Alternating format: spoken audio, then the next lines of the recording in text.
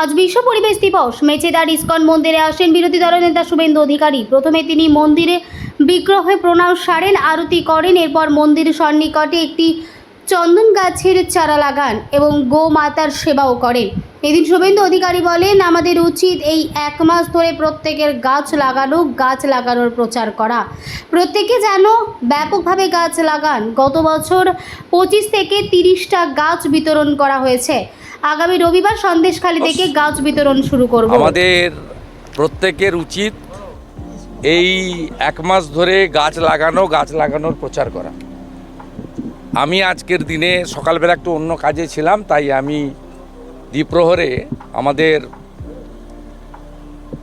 আস্থার জায়গা শ্রী শ্রী জগন্নাথ দেবের সংখ্যানন্দ মন্দির, এই মন্দিরে এসে একটি চন্দন বৃক্ষ লাগালাম এবং এখানে গোমাতার সেবা করার সুযোগ আমাকে প্রভু দিলেন এবং এখানকার বহু রাষ্ট্রবাদী সনাতনীরা আমার সাথে ছিলেন। আমি সকলের কাছে অনুরোধ করব, প্রত্যেকে এই যে মাসাধিককাল বর্ষা আসছে যেন ব্যাপকভাবে গাছ লাগান।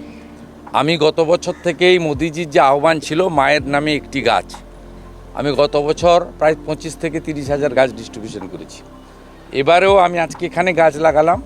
আগামী রবিবার সন্দেশখালী থেকে আমি গাছ বিতরণ শুরু করব, সমস্ত ফলের গাছ, এবং সেটা আমি যত জায়গায় কর্মসূচিতে যাব আগামী 4 সপ্তাহে সেখানে আমি ফলের গাছ বিতরণ করব। আম জাম থেকে